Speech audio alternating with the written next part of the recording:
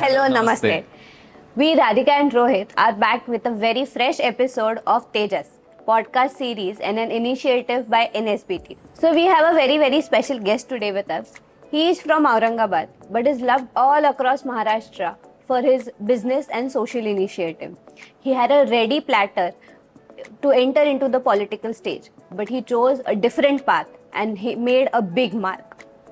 His contribution to the business sector is immense, but his contribution to the education and the social welfare sector is even bigger. So please welcome the founder of Pawar Motors, Shri Mansingh Pawar ji. Namaste, sir. Namaste. Ratnaprabha is a very big name today. You take inspiration from your mother.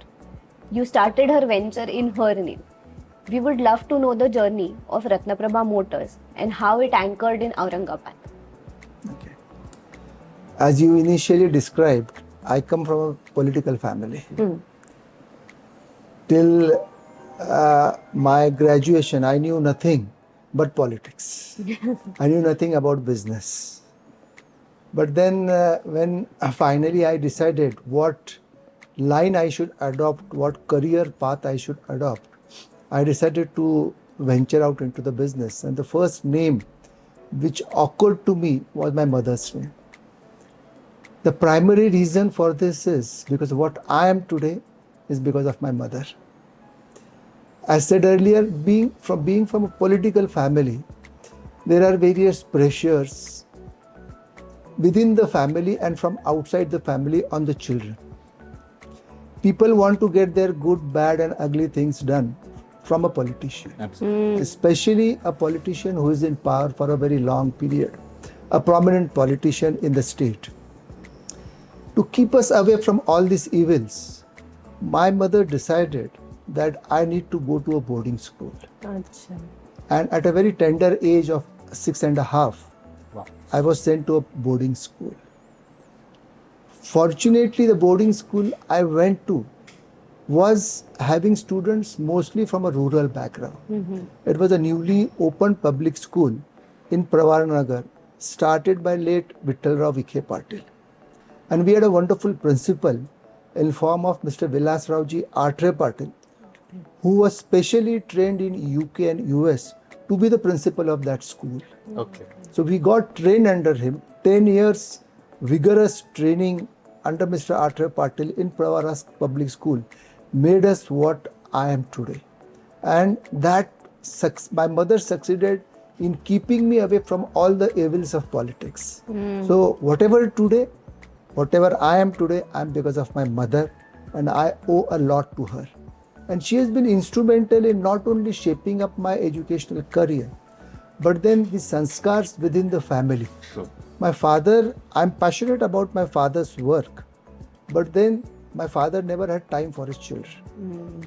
We always, whether it is during holidays or even after my school education, I was totally born, brought up, everything, all the sanskars within the family was given to us by my mother. So I owe a lot to her, hence the name. And she was not only kind to me, it was my younger brother, as well all our siblings.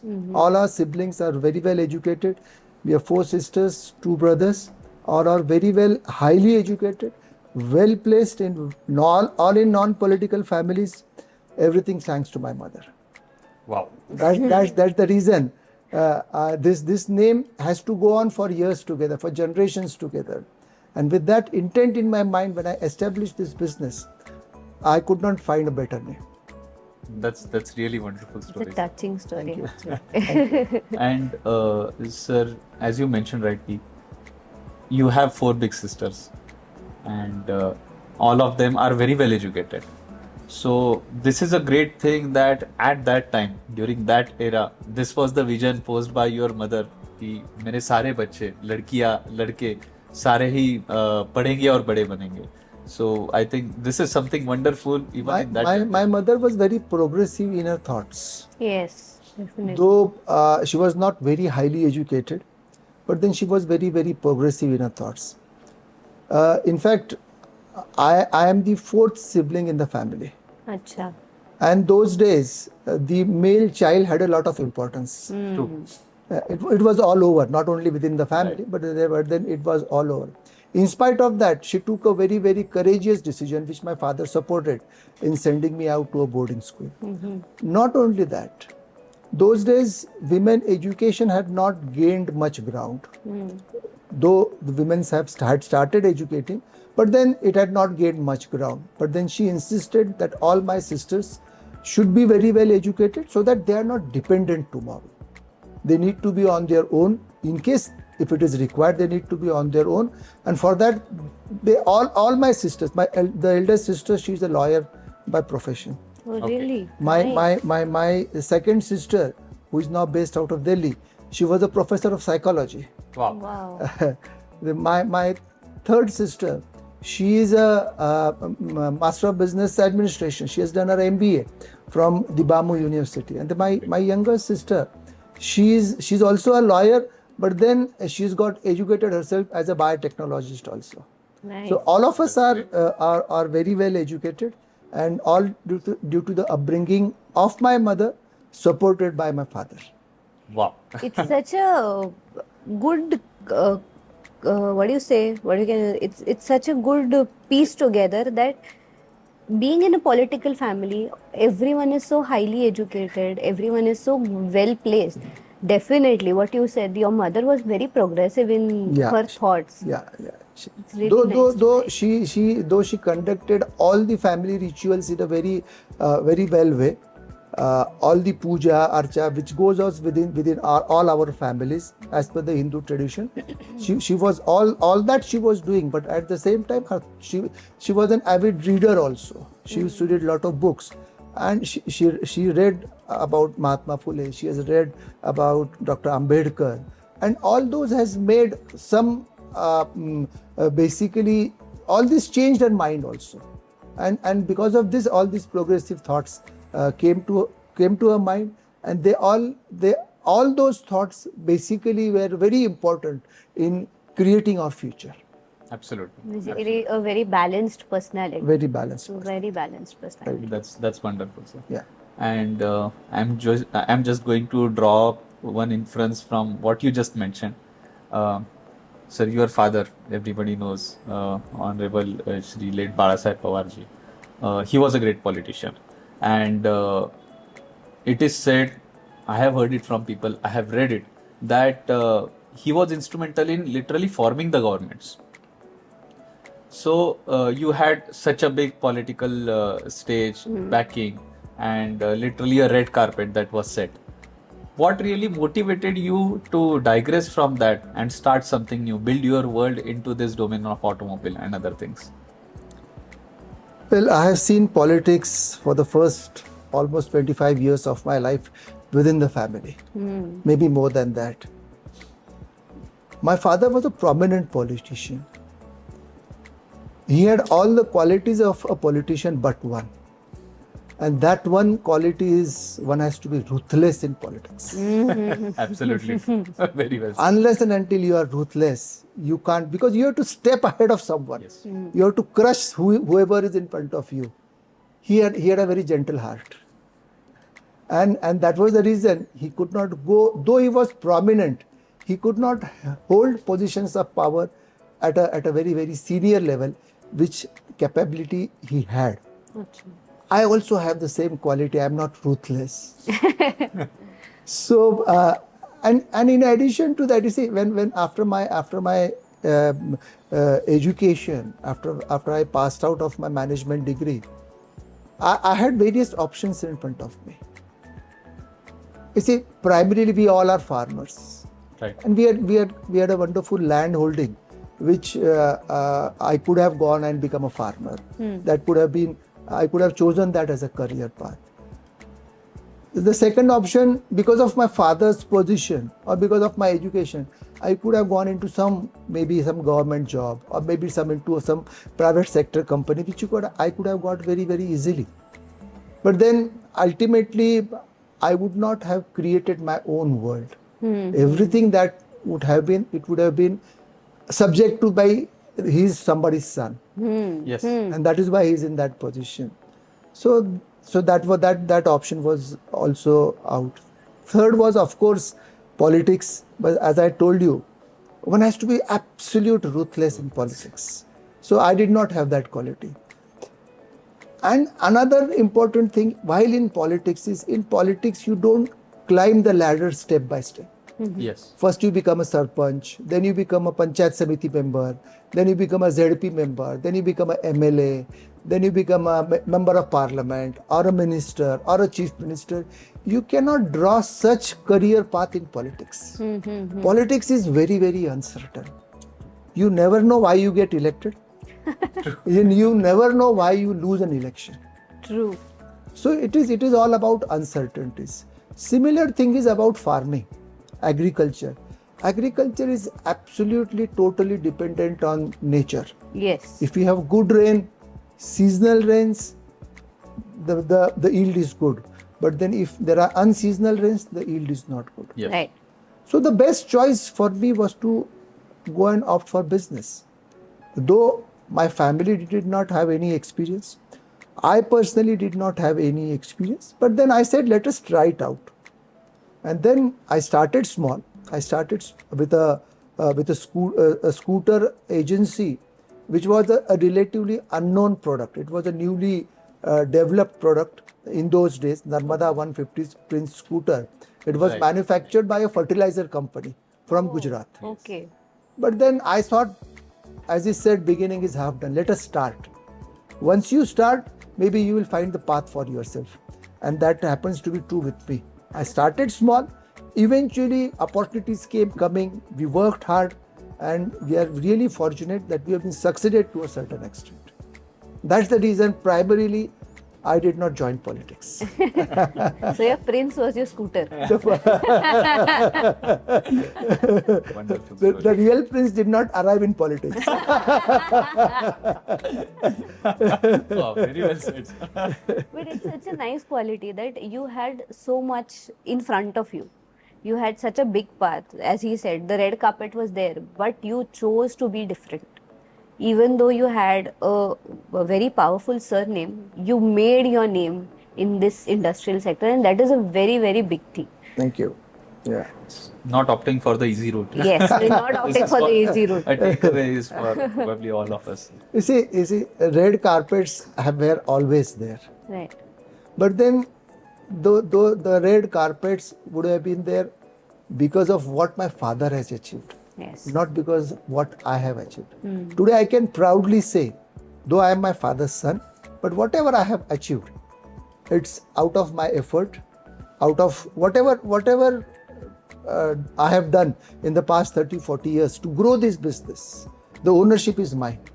Though I have the background of my illustrious father, I have his Ashirwad, I have his Punya, that would go on for generations.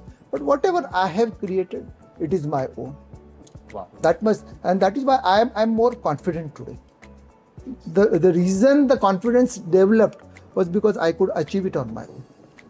That's great, sir. Yeah. And I must say that both your parents were very right in having you named as Mansingh.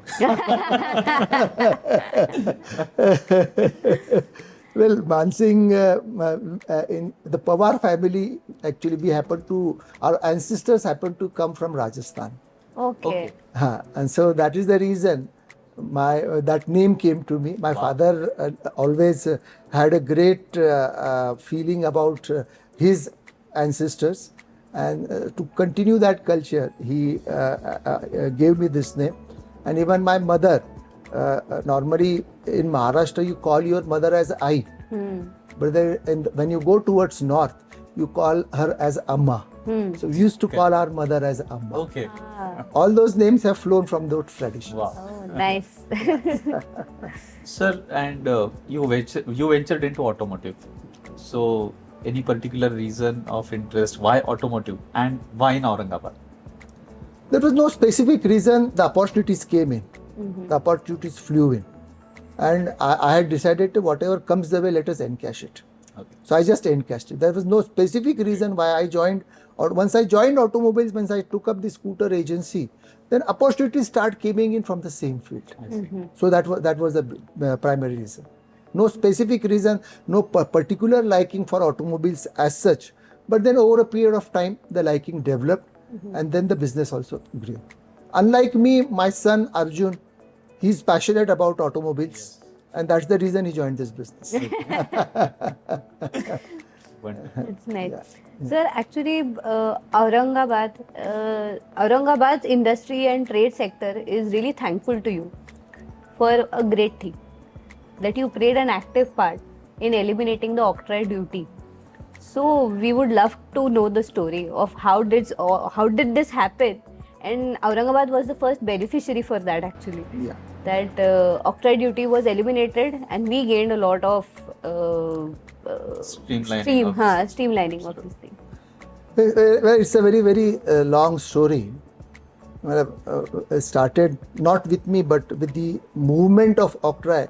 It started in 1977-78, when, well, octroi was a very atrocious tax. It was so atrocious that for the first time ever in the history of Indian business, people like Naval Tata, people like Ramkrishna Bajaj, people like Keshav Mahindra, they came on the streets against this atrocious tax in Mumbai. This happened during 77-78 when Mr. S.B. Chauhan was the then Chief Minister of Maharashtra. Okay. And all of them, when all these people came on the streets, all of them were assured that the octroi would go. But unfortunately, the tax amount was so large that the government never had the guts to give away this kind of money. And government is always short of funds. The movement continued. I also became a part of the movement. And fortunately, I became the president of Maharashtra Chamber of Commerce, Industry and Agriculture. As a president, the leadership of the movement came to me directly. And then we all decided that let us, all of us, all the senior industrialists and all the senior business people from Maharashtra, let us all sit on a hunger strike in Mumbai at Azad Badar. So we decided that there will be 5,000 of us who will be sitting on a indefinite hunger strike. Okay. Oh. The situation so went on the first day of the hunger strike. Instead of 5,000, 500 of them came. Achha. And out of 500, 50 of them sat for the hunger strike. By the end of the day, only 5 of us were left. But then we all 5 of us continued to be on the hunger strike for the next 5 days. Okay. And we did it very deliciously. We had only water during the day. We did not have any food all those My times. God. Amazing. The then Chief Minister, Vilas Rawji Deshmukh, he called us, all of us, for the discussion and gave us some assurances. Depending on those assurances, we released our hunger strike, but the movement continued. We all knew that whatever the Chief Minister had promised is not going to happen very easily. In the meantime, the government changed. But then we were in continuous discussion with the officials. Though the ministers and the chief ministers changed, the officials remained the same. The officials had proposed, in between demolition of octroi, they had proposed that the government come up with a local body tax. Okay. So the evils of octroi will not be there in the local body tax. So we discussed with the officials and the act was formed, and it was with the chief minister. By that time, Mr. Prithviraj Chauhan had become the chief minister of Maharashtra. Okay. So I had a meeting with the CM along with the new act. Before the meeting, there were all political representatives of Aurangabad coming in and meeting the chief minister and requesting him that octroi should not be abolished. Oh. They had their own reasons to do so. Everybody was fearing that if octroi is abolished, how will funds come to the corporation? So Chief Minister listened to them patiently. I was sitting in the antechamber of the CM's office. After the political representatives met, I was summoned in and the Chief Minister told me that what do I do now? I have you sitting here with this new act, and I have these political representatives making a plea that octroi should not be abolished. So he was in a dilemma. And then I told him, sir, all the politicians, you also belong to the political class. I come from a business background. So my request to you is, in the interest of the business, this particular thing should go. It is our responsibility as chamber that the municipal corporation Aurangabad would not be starved of the funds. Mm-hmm. So he asked me, how can I trust you?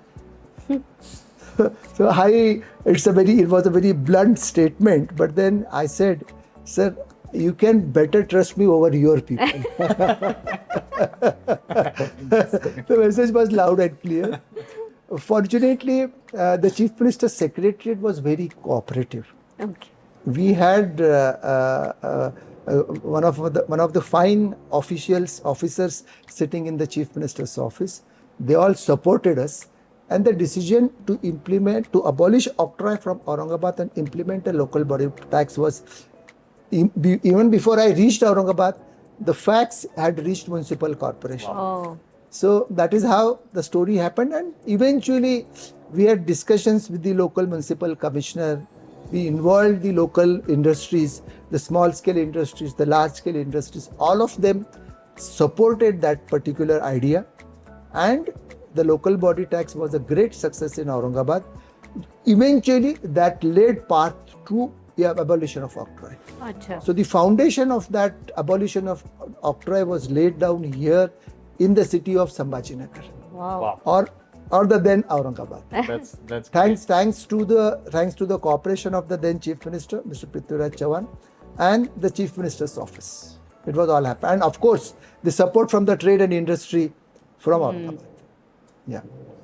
That's a wonderful story, sir. And I think that has been the boon for ease of doing business, not only just Aurangabad, but from also the other. You see, the biggest evil of octroi was that whenever goods used to come to that particular town, the vehicles used to be stranded at the town, Right. outside the town, for hours together, for days together.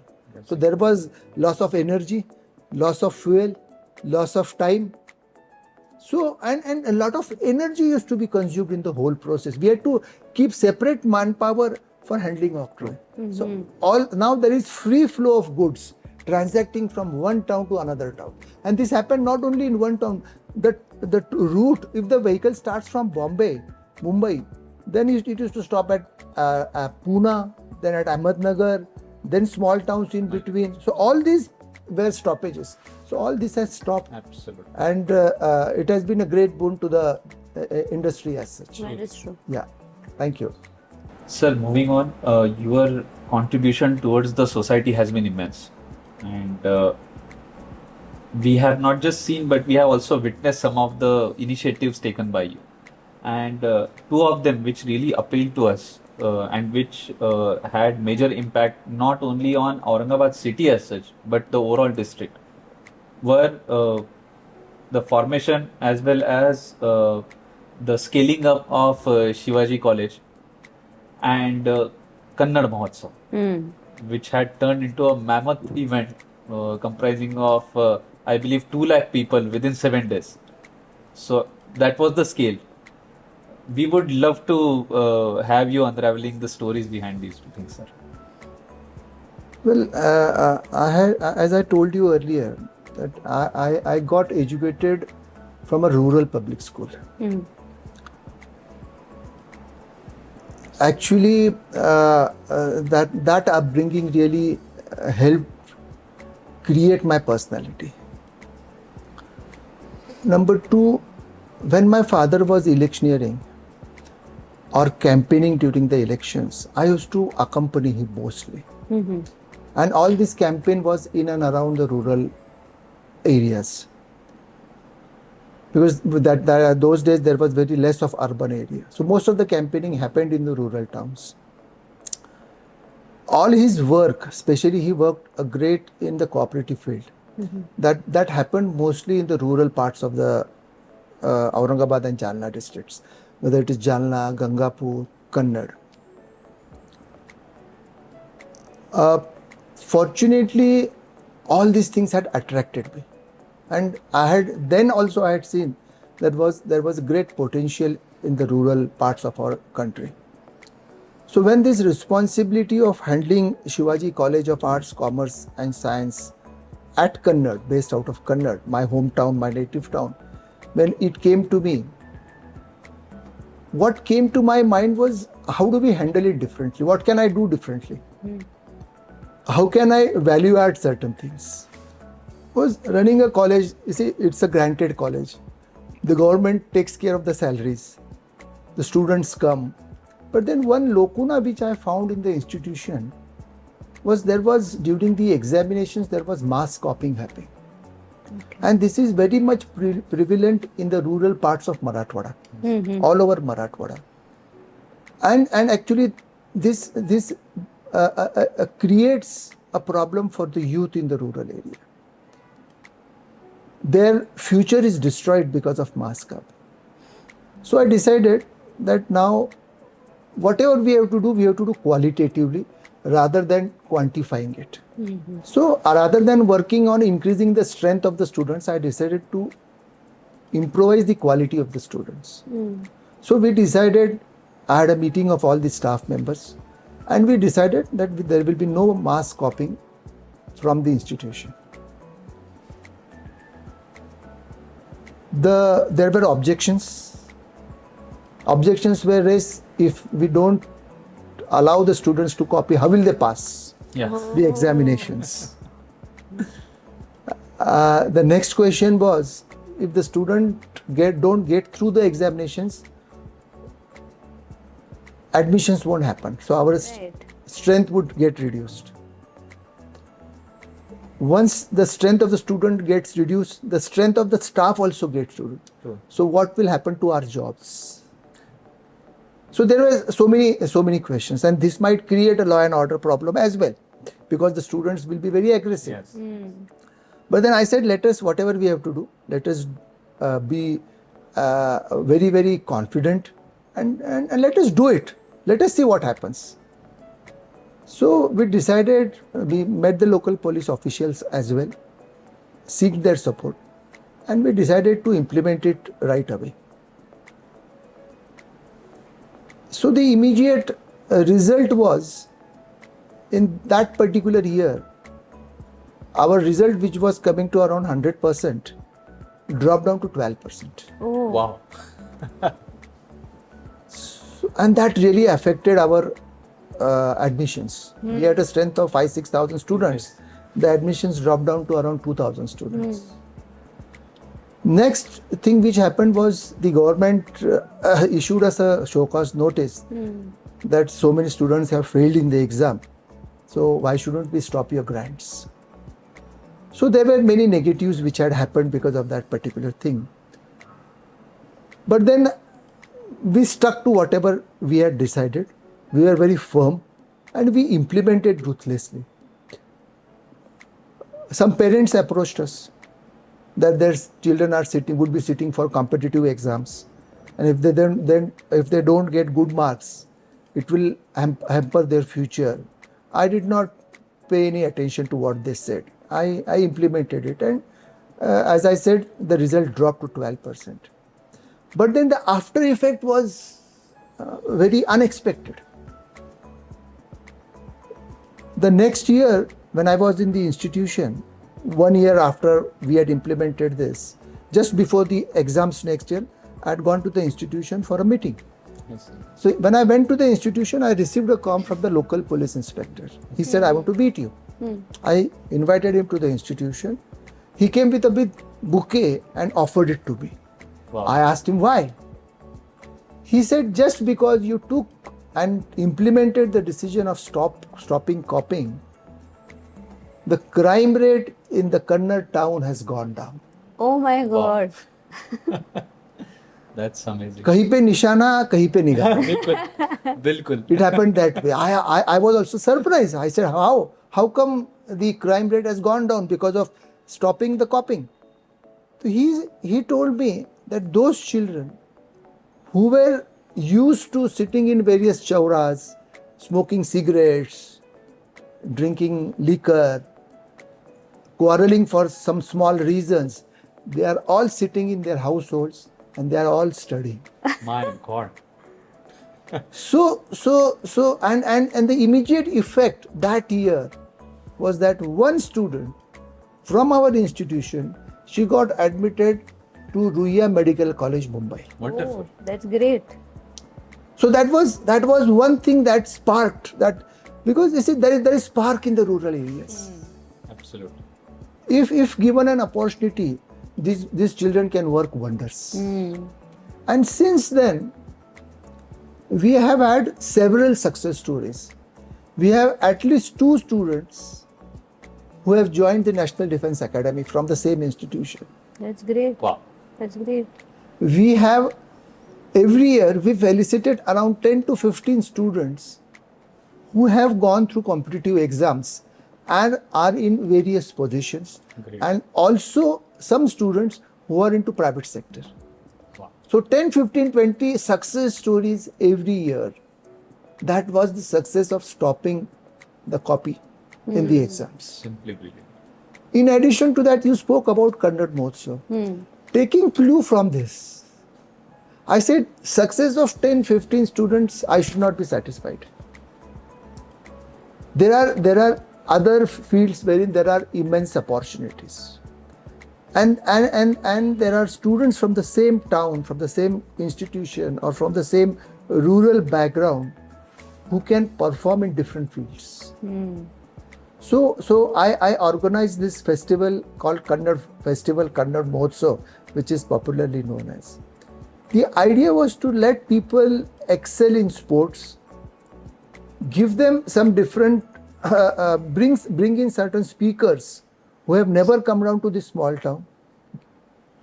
And in addition to that, whatever we organize some cultural events wherein the children themselves participated on a larger platform. So what happened was, during this Canad festival, we organized the wrestling competition. The first program was organizing a wrestling competition.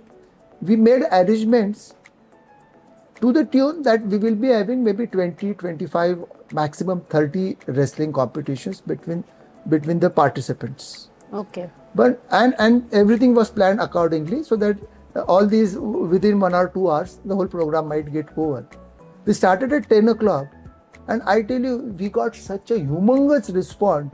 Instead of 20, 30, there were 450 wrestling competitions held on that day. Wow, very. Unimaginable. Unimaginable. Wow. That was the kind of response, and all these participating people or children or students, they came from the rural background. Oh. All of them Okay. came from the rural background. So Such they talent. had not got an opportunity to showcase their talent. This Canad festival, it showcased, it gave them an opportunity to showcase their talent. Wow. I had this small boy of aged around 12 years. He was playing his kusti on a mat, and he was competing with a boy who was around 25 years of age, double his age. But then the kind of passion that particular boy had, he did not even have the money to buy a langot for playing a kusti. He was playing that kusti on his torn underwear. My. But he had no attention towards that. His focus was to win that particular kusti. Fantastic. Wow. So from there you come to know what kind of talent and passion, given an opportunity, these children are the future of our country. They can take our country to the next level. Whatever change is happening in our country since the last 10, 15, 20 years, I give that credit to the rural India. Really. These boys who are coming up, these boys who are showing the passion, these are the children who are creating a new India. So that I could see in Canad festival. So this is actually, rural India is something where the government and all of us need to invest upon. Absolutely. And that is what we did with Canad festival. Another story which I would like to share with you is, we had decided to organize a marathon This particular Kannada Mahotsav happened almost 12-13 years back, 2010-11. Okay. So we decided, we were discussing on organizing a marathon. So the first question, when I posed this idea of organizing a marathon, the first question which came from the audience or from the organizers, so what is marathon? Ah. So they were so away from the globe. What is really happening? And again, the kind of response we thought we would be having around 500 or maximum 1,000 participants, but then we had more than 5,000 participants. Oh, wow. The marathon started at 5 o'clock in the morning, because that is how marathon happens. It was early morning in winters, December or I think it was December.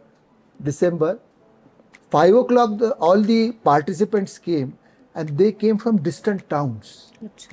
So if they had to come to the marathon, which was supposed to be kicked off at 5 o'clock, they had to start from their house at 3 a.m. in the morning. They came and they participated. Wow. So that was a kind of response which happened. Another example which I would like to tell you was about this. We had organized this cultural evening. It was a mushaira, or popularly you call it as a Kavi Sammelan. Mm-hmm. So this Kavi Sammelan, we had not invited any guest to open the Kavi Sammelan. So I invited. There were almost 20,000 people attending that mushaira, and there were, for the first time, women from the minority community had come and attended a program on such a big scale in the open. Mm-hmm. And women were in big numbers. So I decided that this is a good opportunity to showcase this woman on the stage. So I called a few minority friends of mine, friends from the minority committee, and I requested them, you call your better half, and they will go on the stage and light the lamp. And it was such a wonderful incident actually, though there was some resistance in the beginning from the men, but then eventually they agreed. All the women they went to the stage, they just took off their burqas and Oh my God. lighted the lamp. Wow. And the opening ceremony was done. So these were, so you see, even the women from the minority, they have aspirations, they have talent. Given an opportunity, they can perform and outperform anyone across the country or the globe. So That's true. these are certain things which inspire you, and this has given me a lot of inspiration to work in my native town. And actually it gives me a lot of satisfaction, and I keep on doing such small things in my native town, and this is the way I contribute towards the society. And I owe a lot to, because fortunately I was born in Canad, I was not born in Aurangabad, so I owe a lot to my hometown, and in this small way I try to give something in return. That is wonderful, and I must say, these things are not small. I believe Ah. they are revolutionary. We also, really speaking, we also hail from Kannad area. Yes. But we also never knew that such beautiful things were happening until and unless we saw that. Yeah. It's amazing. Kannad is merely a very small town in Yeah. Marathwada. Yeah. It is what, 90, 50,000-60,000 population. Yes. 56 and 90, 80, 90 kilometers from Aurangabad. 60 kilometers. 60 kilometers from Aurangabad. So we are here talking in Aurangabad, and Kannad is revolutionizing at this speed. So it will be no surprise that in the next 5 years it will be urban Marathwada only. It won't be rural anytime. I don't think so. With this speed, with this kind of good inspiring things which are happening there, because this is very important for the kids in and around these kind of town. I feel. I'm not sure whether it will be urbanized, but then I'm very sure that the people of the present younger generation of Kannad would make a mark Absolutely. in our country tomorrow. Absolutely. Marathwada will be known by the Yeah. name of Kannada. That Maybe, will be a maybe. good thing. Let, as let well, us hope so. Let us hope so. And I mean, sir, this is a contribution towards even making Aurangabad bigger and better. Yes, definitely. Because it's not just the city; it's the district that is going to get benefited. Yeah. That's The fantastic. thoughts should be revolutionizing rather than the town and everything. The thoughts should be urbanized. So, you see, one has to be innovative. Yeah. Well, if you are innovative, if you give something new to the society accepts it very, very easily. Absolutely. And then they derive much better things out of it, True. which give wonderful results. Absolutely. That is what we are trying to do in a very, very small way. Absolutely. Yeah. In a way, which I really think, sir, the way these bigger cities like Pune and Mumbai, they expanded. I mean, practically the towns which were nearby them, they got connected. Yes. They got and connected. then the horizon expanded. Horizon That expand. is Very- something which will be that happy is here. in fact that is the way it happens. Absolutely. That is the way it happens. And the process has already started. The process has already started, and with Samruddhi, the Kannada has come more closer. Yes, that is Now the true. distance is coming down. Yeah. So you used to take 1.5 hours to reach Kannada. You reach Kannada within 45 minutes. 45. Oh, that's great. That's Yeah, great. Now Aurangabad city is going bigger Yeah. and better. Bigger and better. Very true. Very true. And sir, you were also president of MSCCI, that's Maharashtra Chamber of Commerce, Industries and Agriculture. And we got to know that within the history of 82 years of the chamber, you were the first president who hailed from Marathwada. That is simply amazing. And you did a lot of work of connecting Aurangabad, other parts of Marathwada, and the entrepreneurs there with the chamber in order to ensure growth. One such initiative that was taken during your presidency was organizing tourist conclave, international tourist Yeah, conclave yeah. within Aurangabad city. That was simply wonderful. I had attended that, and the response was humongous. I mean, it was a momentous campaign. Would really love to know what was the motive behind it and how the things went. Well, when we talk about Marathwada, we know the recent history of Marathwada. When I became the president of Maharashtra Chamber, I had particular this thing in mind. How do we project Marathwada? Right. How do we project Aurangabad, Sambhani Nagar as a tourist destination? Our history is not restricted to Bibi Ka Maqbara or Panchakki or Ajanta and Ellora caves. Our history is beyond that. Our history starts with Shalivahan. You see, Paitan was the capital of Shalivahans. Right. And Shalivahans ruled over major part of our country for over 400 years. How many people know this? Right. Very less. After Shalivahan, it was the Yadavas, the Yadav dynasty. The capital was Devgiri. Yes. So the Yadavs ruled over South India, right from Madhya Pradesh till Karnataka and some even some parts of Tamil Nadu for over 200 plus years. We had Muhammad Tughlaq shifting the capital from Delhi to Daulatabad. So Marathwada, Aurangabad, Sambhajinagar has always been an epicenter of politics, of the rulers in our country. But we have forgotten our history. So that was my inspiration. How do the people of Maharashtra know this? I've got an opportunity, I've become the chamber, so I decided to organize this tourism conclave wherein we invited all the stakeholders. You see, for any destination to improvise, for us to bring tourists here, how do we bring tourists? It is the tour operators who bring tourists. True. It is the travel writers who bring tourists. It is the people from tourism industry. There is a whole ecosystem. And a similar kind of event happens in Kerala Acha. I see.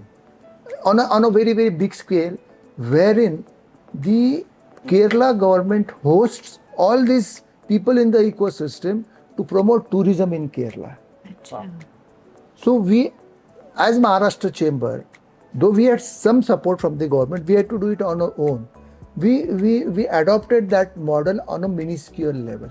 Okay. And we invited all these stakeholders to Aurangabad. We hosted them. Mm-hmm. We paid for their to and fro, plus their housing charges here. Wow. Everything was taken care of by the chamber, Okay. of course, with the support from many sponsors. So all these people, they came in. We showcased them the history of. We prepared a film right from Shalivahan till date about Aurangabad, and many people didn't know about it. The people in the industry didn't know about it. We invited Mr. Praful Patel, who was then the aviation minister. Okay. We had this for many years. There was a flight starting from Delhi to Jaipur, Udaipur, and Aurangabad. That flight had got suddenly stopped. We invited Praful Patel, and then we requested him in the conference itself. Okay. To requested him, why don't you start this flight? This will give a lot of boost to the tourism. Yeah. And we were fortunate. He accepted our demand, and immediately within a month's time, that flight got reinstated. Wow. So that was one of the major achievements of the tourism conclave. In addition to that, we had people coming from Delhi, Mumbai, Calcutta, Kerala, almost all the states of our country. So all of them came to know about Aurangabad. Then we had invited Mr. Gavit, Vijay Kumar Gavit, who was the then tourism minister of Maharashtra, the cabinet minister tourism of Maharashtra. And then we, while sitting on the stage, I was having a chat with him. He wanted to make some positive declaration about Aurangabad. And fortunately, Mr. Gavit, who was a doctor by profession, had happened to be educated in Aurangabad. Okay. So he had some connection with Aurangabad, and he said, now that I am a minister, I need to give back something to this town. So we were chit-chatting, and I requested him, why can't you declare Aurangabad as the tourism capital of Aurangabad, of Maharashtra? And then he tried to understand things, but how legally how it would be placed, etc. But then I convinced him. I convinced him that there's nothing legal in this. It's you can put this decision post after the declaration. You can keep it in the cabinet and get the resolution passed in the cabinet. So he was okay, and then he accepted it, and he declared Aurangabad as the tourism capital of Maharashtra. That's It's happened great. on the stage. It's up on the stage. That's great. It's up on the stage, and he declared it. And since then, Aurangabad is called as the tourism capital of Maharashtra. We've got so many World Heritage sites, 3 World Really? Heritage sites in and around Aurangabad. Indeed. So we've got a history of 1,000 years plus. So many wonderful monuments. So there is no other place like Aurangabad on the tourism map of the state. So it was a rightful decision. And actually all this has helped Aurangabad in increasing the tourist inflow of Aurangabad. Today we have more than 10 lakh tourists coming across the country from Jan to December. More than 10 lakh tourists come down to Aurangabad, out of which a lakh plus are foreign tourists, which bring in lot of revenue. But I believe the potential is much more. True. This number can be increased in a big way. So that is how it happened, and it was a great success. God has been kind. Fortunately, both the ministers cooperated, and whatever we wanted from them, we could achieve. And I had got a lot of support from the local tour operators, got a lot of support from the local tour guides, lot of support from the local hotel industry, and the people from the tour and travel industry from Aurangabad. So it was a great success. That's Such a great amazing. story. Such a great story. I think that Aurangabad being the prime center, it is well connected by roads. Yeah. It is well connected by train. Yeah. It is well connected by air. Air as well. We have good hoteling industry as well here. Yeah. And we have World Heritage sites. We have, I think, hidden gems also in Hidden gems. Aurangabad. Many hidden And gems. all these things need to be glorified. Of More course. in terms that we have the tourism capital named here. Yeah. So we need to glorify it so that we get more and more tourists here in Aurangabad. Yeah, And see, it is really wonderful When to see. Muhammad Tughlaq had shifted the capital to Aurangabad, those days paper was not into production in a big way. Hmm. So so he brought those paper manufacturers to this town Okay. and set up this small town called Kagzipur. Kagzipura. It is near Daulatabad. It is near Daulatabad. Is So that Kagzipura, that was primarily they even make handmade paper today. yes, yes. Even today they make it there. The Bidri work, when the people used to visit the royal families, they were given some good artifacts. That was the Bidri work. Those people, they came down, they shifted. The silk, Himru silk, they also came down only because of the royal families. Because these clothes were used by the royal families. Right. So how this industry came up only because of that particular one incidence of shifting the capital from Delhi to Daulatabad. So we have textile also in this. Yeah, absolutely. So during the event, I believe in the preface you had unraveled many facts, many interesting things about not just tourism but also ancient businesses in the region. I remember you telling once that from Aurangabad, from Paitan to I believe Greece. Paitan to Rome. Yeah. Paitan to Rome. 15 It was popularly called as the Silk Road. And they used to, those days, they used to export this Paitani silk to Rome, which was in great demand in Rome. And that trade used to happen, this was during the Shalivahan period. Okay. That trade used to happen within 15 days. People used to reach from Paitan to Rome or vice versa. Oh my God. Yeah, so that used to happen, that was at least hundreds of years back. So 15 days. 15 days they used to. 15 days they used to. It's written in the books, in our scriptures, it is all there. Okay. And there's a lot of history in Paitan, there's a lot of history in Daulatabad. So Aurangabad is all about history and history. True. We just need to glorify it. We have to glorify it. We have to ensure that people study history, they know more about all these things. Absolutely. You're right, actually. We are not only made of panchakki and we become a it is there. That is there to see. But then there are many hidden gems which we need to bring it to the notice of the people at large.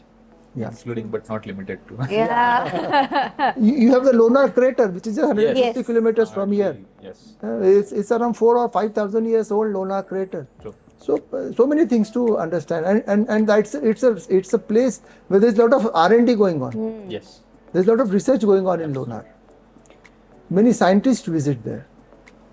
Wonderful. Yeah. Good. Okay, so another question which pops up in my mind is that both your sons have studied abroad. They have come down to Aurangabad and have joined you in your family business. So how do you see them taking Ratnaprabha forward? Well, I have been really fortunate to have blessed with wonderful children. Arjun, from his childhood, has been passionate about automobiles. Okay. Once I had bought a new car, he flew in from London to Aurangabad just to take a feel of the car. Oh. That's how passionate he is. And he has driven maybe all models, all possible cars which are available in the across the globe today. And he's a wonderful driver himself, who can switch over from a right-hand drive to a left-hand drive and back to a right-hand drive in just a matter of moments, and you will never know. So you see, when they decided to join this business, I was a bit reluctant, and I spoke to Arjun. I knew he was passionate, but then I said, what is the value addition you are going to make to my business? Unless and until there is any value addition, you will be an expense to the company. So, but then he said, I'll give me some time, I'll prove myself. And I can, with great pride, I can say he has proved himself. Oh. We have almost, if we look at the numbers pre-COVID and post-COVID, he had joined just pre-COVID, and then post-COVID, our business has really doubled. Oh Wow. my God, that's good. That's good. That's great growth. And most important is he has played a major role in creating a new team for himself. Two is he knows the pain points of business. He understood them very early, and he focused on those pain points, especially the finance side. He has handled the finance absolutely, which I could never handle. He's gone many steps ahead of me. Wow. And that is one point where actually he made the change, and he has proved that he is in value addition to the business, That's amazing. and that reflects in the figures. That's great. That's good. So the younger one has recently joined, so Okay. he has yet to prove himself, but I'm sure now Arjun got trained under me. Now he will have two people to train, to get trained, both Arjun and me. So I'm sure in the days to come, he will have his own success stories. But then with children have brought in technology. They're using it to the fullest. They have brought in new ideas. And fortunately, I gave him that freedom to implement his own ideas. So that has made all the difference. And I'm very confident about the generation next, because if they are given freedom and if they are given an opportunity to prove, they have that capability. They have that capability, and I have no doubt that Arjun and Ranveer, both of them put together, will take this business to a different level. That's great. Which naturally I will be proud of. As parents, myself and Sanjeevani, both of us will have great pride. Sir, one more thing. Last but not the least, family businesses, we believe they are called family businesses because of one particular reason, because there is immense contribution of family itself. Without it, these businesses cannot really prosper, because family or family may be the woman of the family. She is like the reed ki haddi for these things to keep going. We actually wanted to get hold of Sanjeevani ma'am along with you, but I believe she is not in town due to not in some reason. Yeah. So we would love to hear from you how instrumental she has been as far as pushing these things forward and taking care of family. Well, Sanjeevani has not been an active player in business. But as you rightly said, she is the reed ki haddi of this business. She is not the face of the business. She is there at the background. Every major decision of my business was taken in consultation with her. We always differed whether to do or not to do. But then finally she prevailed and I backed her. So whatever decisions, what is like, we took up the JCB dealership. It was not my decision. I was a bit reluctant. Okay. It was Sanjeevani's decision. Wow. So she has always been there like a backbone while taking all the major decisions of my business. She has always been a housewife, and she always wanted to be a very, very highly successful wife. She wanted to set an example, and she has set one. Yeah. That is great. Because though she is not present in the business, she is there in the background. She is there in every decision making, and she has been always supportive to me in all respects, including supporting financially. Wow. You know how women save money and support their husbands in need. So that has happened with me as well, and she has done it. Number two, while she was at home, she ensured that the children are brought up very well. Right from their eating habits, selection of his friends, their friends, selection of schools, selection of going to abroad, universities. She has been actively, positively and progressively involved in all these decisions. Most of the decisions I owe it to her. But when we had decided, after Arjun passed his 12th, and we were discussing that we need to send Arjun abroad, I was again a bit reluctant. Why to send him so early? We'll send him after graduation. But then she insisted, no.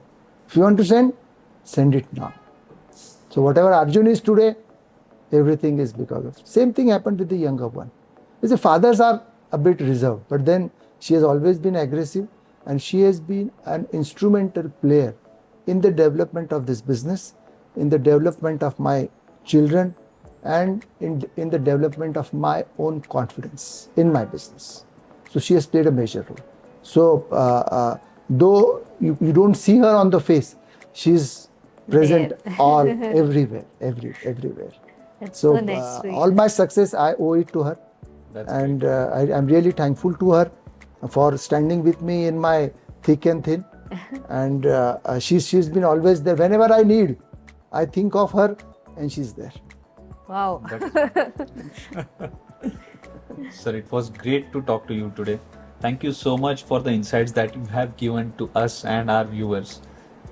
We got to learn many new things about not just Aurangabad city, but the overall district, the initiatives you have been taking, which are socially making a great impact on the society. Once again, thank you so much for being part of this very important podcast, and we had fun.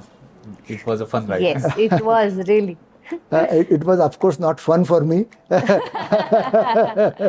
then, thank you, both of you, Rohit and Radhika. You have been a wonderful host as well. Thank you so much. And it's been a different experience for me altogether. Same for Thank you. us. Thank you very much. Thanks a lot. Thanks a lot. Thank you very much.